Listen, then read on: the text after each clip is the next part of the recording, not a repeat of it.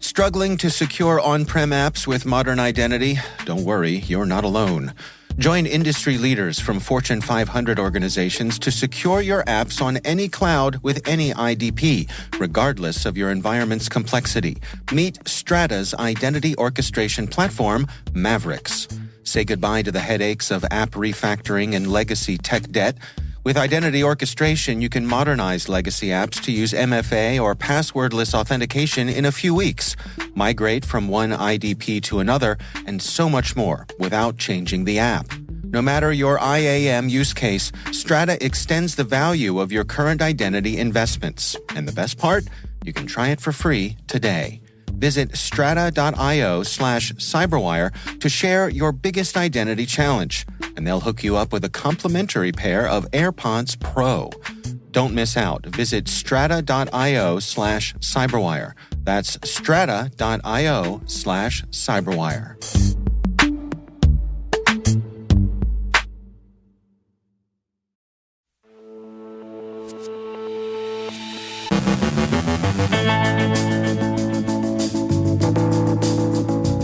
Cyber operations in Hamas's war, cryptocurrency as a source of funding, and Russian hacktivist auxiliaries shifting their focus.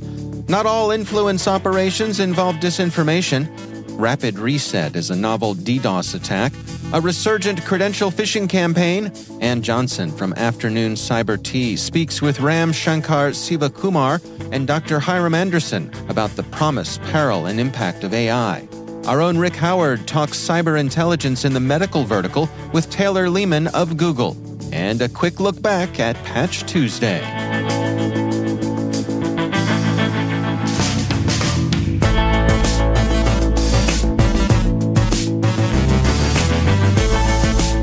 I'm Dave Bittner with your CyberWire Intel briefing for Wednesday, October 11th, 2023.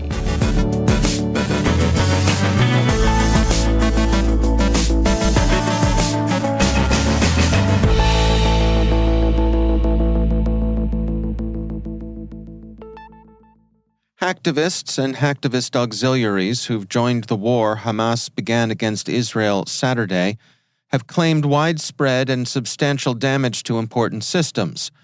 But so far, their activities haven't extended much farther than familiar distributed denial of service operations and site defacements. For example, claims of attacks against electrical power distribution seem to be, for the most part, attention-getting brag. A non-ghosts compromise of the Red Alert app, designed to send attack warnings to smartphones, seems to be the most consequential of the cyber operations so far. Most of the hacktivism has been conducted in the interest of Hamas, but at least one Israeli group, either a front group or a hacktivist auxiliary, has re-emerged to take a role in the conflict. Predatory Sparrow, known for operations against Iran, has been observed probing Iranian sites and posting warning messages, Cyberscoop reports. The messaging said in Farsi, "You think this is scary? We're back. We hope you're following the events in Gaza." Iran has long been Hamas's patron, and it's widely suspected of having provided both planning and logistical support to the Hamas operation. Many have asked how Hamas achieved operational surprise Saturday. The reasons are surely complex, but some of the success must be charged to effective operations security. Hamas evaded Israeli cyber and electronic collection by simply going dark, as Bloomberg puts it. They stayed off their devices and conducted business face-to-face in small cells. The most prominent cyber phases of the war so far have been influence operations, many of them conducted on behalf of Hamas, or of serving interests only tangentially related to the war. An example is the Russian narrative falsely asserting that Ukraine had supplied Hamas. Other bogus reports appearing online have included posting and mislabeling of old video, and even video from online games as representing breaking events in the war. Much of the influence doesn't involve disinformation. The New York Times has an overview of how Hamas has posted, often to X, the platform formerly known as Twitter, images of its atrocities against civilian victims in Israel. These are intended as both expressions of triumph and as incitement to further atrocities. X has been widely criticized for its failure to screen, filter, rate, or otherwise effectively moderate content. Changes to X's content moderation policies have, more or less, adopted celebrity as standard of newsworthiness and largely abandoned attempts to expose coordinated inauthenticity, CNN reports. A European commissioner has written X to warn the platform that its failures in this respect may constitute a violation of the European Union's Digital Services Act. Content moderation is always in an uneasy relationship with free expression, but X seems to many to have slipped in the direction of the inflammatory and the misleading. The Israeli police cyber unit Lahav 433 has frozen cryptocurrency assets connected to Hamas. Hamas has been actively soliciting donations in its social media accounts since attacking Israel on Saturday.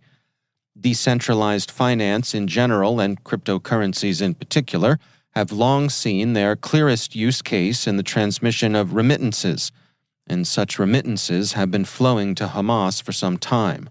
Quartz reports that Bitcoin and Tether have been used to deliver millions to Hamas, which many governments, including the U.S. government, have formally designated a terrorist organization.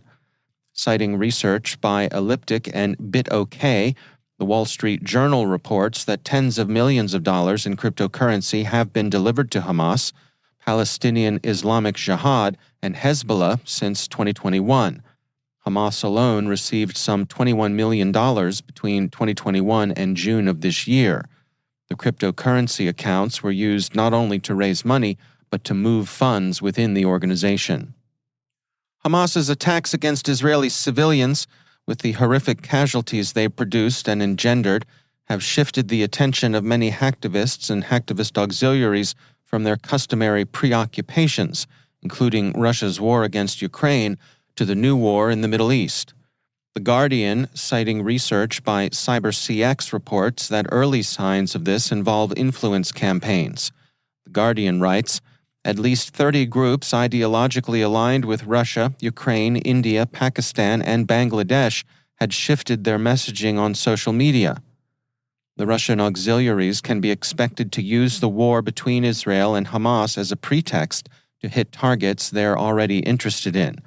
Killnet and Anonymous Sudan are the most prominent such groups to have announced their support for Hamas. Moving away from the Middle East, CISA, the U.S. Cybersecurity and Infrastructure Security Agency, warns that a vulnerability affecting the HTTP2 protocol is being exploited in the wild to conduct very large distributed denial-of-service attacks. The vulnerability is known as Rapid Reset. Some of the major vendors who've issued patches or mitigations against Rapid Reset include Cloudflare, Google, AWS, Nginx, and Microsoft. CISA also recommends that organizations review the agency's earlier guidance titled Understanding and Responding to Distributed Denial-of-Service Attacks. The attacks are so far not attributed to any particular threat actor, the Washington Post reports, but they've been remarkable for their ability to generate large request floods from relatively modest botnets. Cofense is tracking a new phishing campaign that's abusing LinkedIn smart links to evade security measures, Bleeping Computer reports. Smart links are a LinkedIn Sales Navigator feature designed to track engagement for marketing purposes. Cofense explains, while smart links in phishing campaigns are nothing new, Cofense identified an anomaly of over 800 emails of various subject themes, such as financial, document, security, and general notification lures, reaching users' inboxes across multiple industries containing over 80 unique LinkedIn smart links. These links can come from newly created or previously compromised LinkedIn business accounts. The goal of the campaign is credential harvesting. And finally, we wrap up with a quick look at some of the more significant patches issued yesterday during October's Patch Tuesday. Microsoft has issued patches for more than 100 vulnerabilities affecting Windows, 3 of which are being exploited in the wild, Security Week reports. One of the exploited flaws affects WordPad, and could allow the disclosure of NTLM hashes. Another actively exploited bug impacts Skype for Business and could lead to privilege escalation. Adobe has patched critical flaws affecting several of its products, including Adobe Commerce, Magento Open Source, and Photoshop. Citrix has issued patches for numerous vulnerabilities affecting NetScaler ADC, NetScaler Gateway, and Citrix Hypervisor. So, it's a good time to review your systems and upgrade what needs upgrading.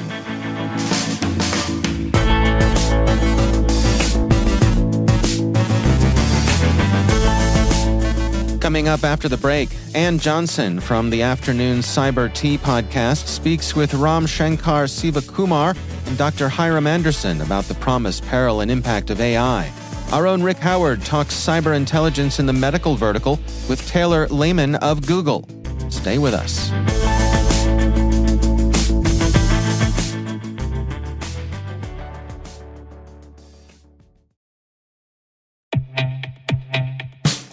Introducing ArcSight Intelligence by OpenText, an enterprise behavior analytics solution. Intelligence repurposes data you're probably already collecting to uncover patterns of behavior missed by other UBA offerings. With its powerful, unsupervised machine learning models trained continuously and exclusively on your data, Intelligence is your ally in detecting insider threats and novel attacks. No rules to maintain or thresholds to update, just context-rich threat hunting leads.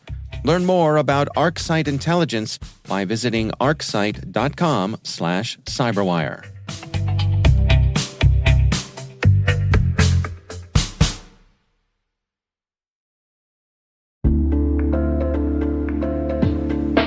Learn the cloud TTPs of Lucre 3, a group that overlaps with Scattered Spider and is responsible for breaching the cloud environments of some of the largest enterprises in the world. Permiso is now offering complimentary briefings on this threat group with Ian All, Senior Vice President of P0 Labs and former Head of Advanced Practices at Mandiant. These briefings help security teams better defend against attacks orchestrated across identity providers, IaaS, SaaS, and CI/CD pipelines. Head to permiso.io to schedule your free briefing today.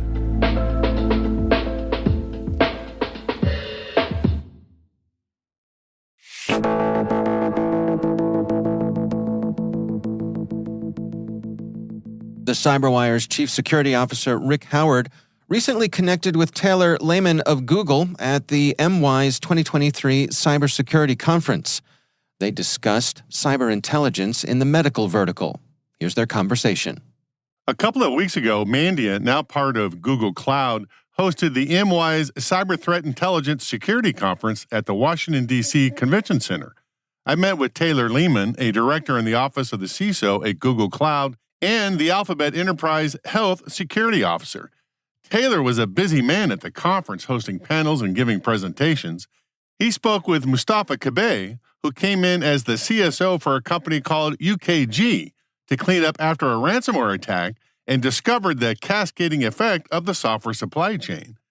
Brian Sincera, the CISO of Pfizer, who before the pandemic was just another CISO in the healthcare vertical, but after was the CISO for a company that produced the COVID-19 vaccine that would potentially save the world. And wow, what are the security implications of that? And finally, he brought in the deputy CISOs of 3 large healthcare companies who focus on their internal supply chains. I started out by asking Taylor about the ransomware attack at UKG. He started that role over a year ago, coming in after a pretty impactful breach that resulted in their systems going down for about 6 weeks, and having some interesting sort of effects on its customers. Interesting in being not like interesting cool, but interesting, probably unforeseen. For example, time clocks at hospitals didn't work, right?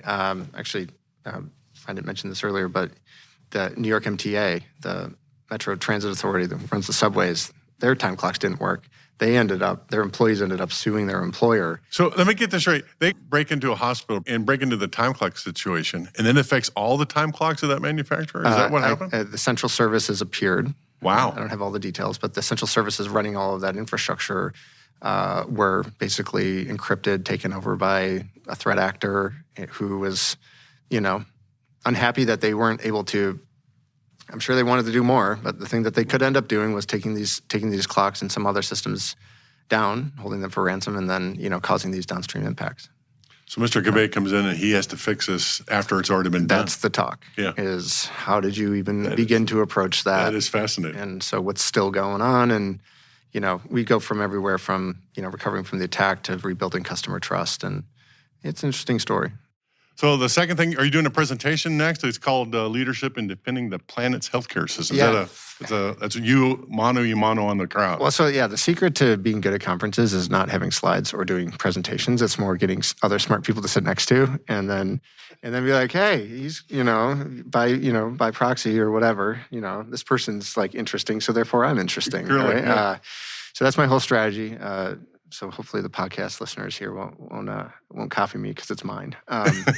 But yeah, no. Wait, the secret is everybody does that. Okay, yeah, I'm just saying. Okay. I wanted credit. No, so the talk this afternoon is with Brian Sincera, who's the CISO at Pfizer. I've known Brian for years. He and I were on the board of the Health ISAC together pre-pandemic, and we worked on a couple of really interesting hard healthcare problems.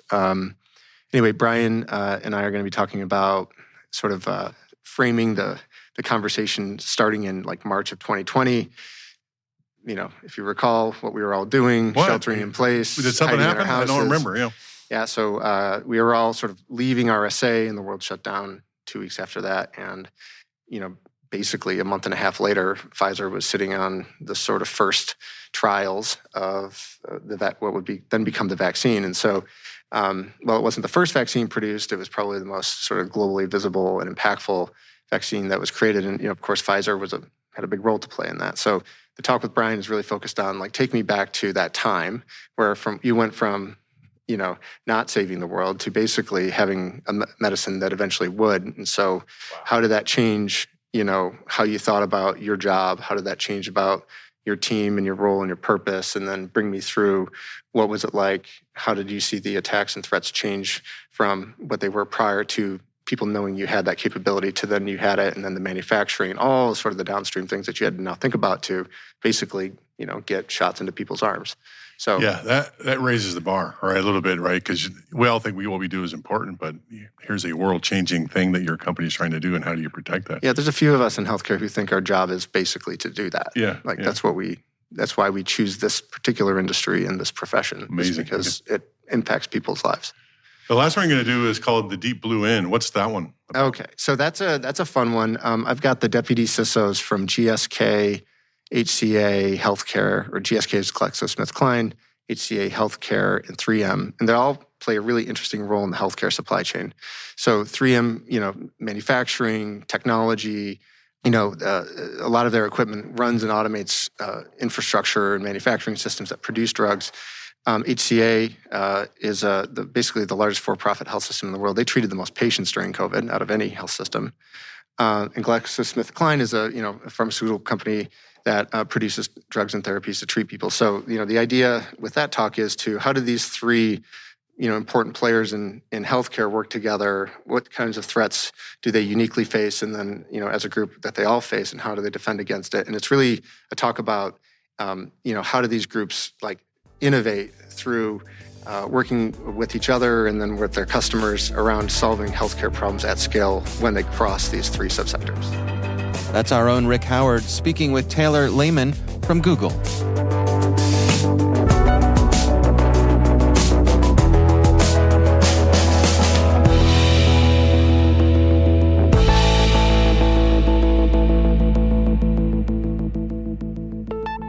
Ann Johnson is host of the afternoon Cyber Tea podcast right here on the CyberWire podcast network. In this excerpt from a recent episode, she speaks with Shankar, Siva, Kumar, and Dr. Hyrum Anderson about the promise, peril, and impact of AI. Today I am joined by Dr. Hyrum Anderson and Shankar, Siva, Kumar, who are co-authors, and congratulations guys, but co-authors of the book Not With a Bug, but With a Sticker. Hyrum is currently CTO at Robust Intelligence, an AI integrity platform and solutions provider. Hyrum's technical career has focused on security, having directed research projects at MIT Lincoln Laboratory, Sandia National Labs, FireEye, and as chief scientist at Endgame and principal architect of trustworthy machine learning at Microsoft. Hyrum also co-founded and co-organizes the Conference on Applied Machine Learning and Information Security, ML Security Evasion Competition, and the ML Model Attribution Challenge. That's a lot. Ram Shankar is a self-described data cowboy here at Microsoft with his work focusing on the intersection of machine learning and security. He is the founder of Microsoft's AI Red Team, which brings together an interdisciplinary group of researchers and engineers to proactively attack AI systems and defend them from attacks. I am really excited to welcome both of you, Hyrum and Ram. Ram, I want to start with you on this question. You underscore some of the most impressive and important AI-powered advances in business, in science, and society, because it's not just about, technology, right? Mm-hmm. And I'm sure since the book's published, there have been even more groundbreaking discoveries. Can you help paint the picture of what AI might be able to do for the world? What massive changes and problems it can help solve? Absolutely. For me, as I was working with Hyrum on this book, it really, we think of Tesla and we think about Facebook and we think about Google as the forefront of folks who are working in AI systems. And we think of them as, they're the ones who are commonly identified as the AI vanguards. But for me, it was super surprising to know that Hershey's is using AI to kind of identify the ideal number of twists in Twizzlers. You've got McDonald's kind of using AI to optimize their supply chain. So things that you may not think about, your chicken nuggets is almost powered by AI. I would like to think so. But it really is no longer this piece of technology that's only relegated to the people who are creating it, but democratized completely across the board. And that's really the interesting aspect. We've invited this technology that we really don't understand what the risk is, but we see massive economic gains around it. And that is a very interesting proposition. Here's something that people are still do not know what the consequences are, but has pervaded everything from the time that I wake up to the time that, from driving my car to work, to kind of doing my work and going back home and unwinding with Netflix. There's every part of it is touched by this transformational technology. And the question that Hyrum and I kind of try to tease out in the book is, great, this system is now absolutely essential to our world.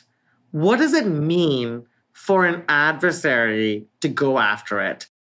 So, Hyrum, a few pages later in the book, you're quick to point out the peril of AI. In an excerpt, in AI, we overtrust.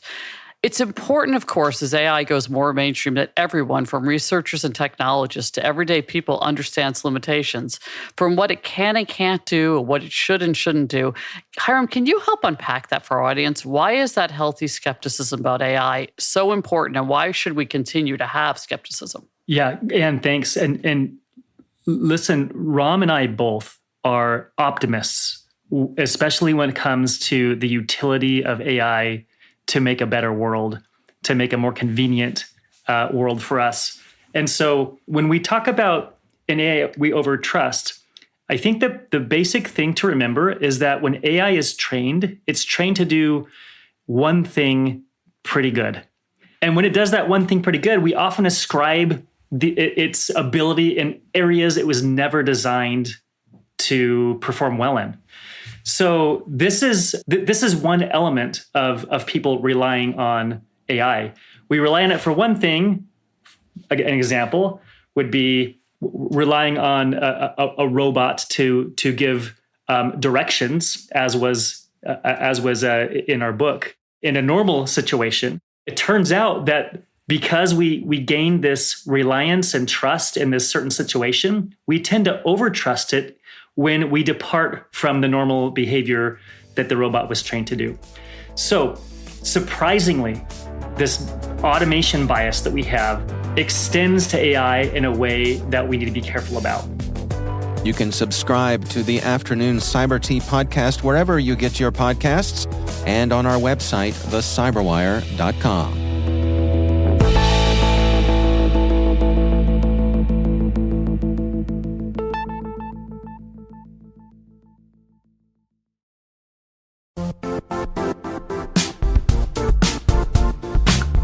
Bluestone Analytics, a CACI company, is the established leader in dark web exploitation and analysis. Their powerful yet easy-to-use Dark Blue Intelligence Suite has revolutionized how analysts uncover information in the open, the deep, and the dark web. With an easy integration between data exploration and collection, Bluestone's tools will help you discover, pursue, and engage without revealing your identity to adversaries. Learn why analysts trust Bluestone Analytics to reveal hidden data at www.bluestoneanalytics.com. Shed some light on the deep, dark web. That's bluestoneanalytics.com.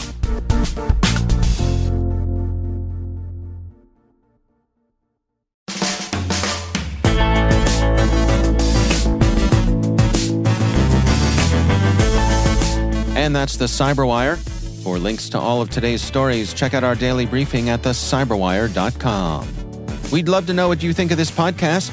You can email us at cyberwire@n2k.com.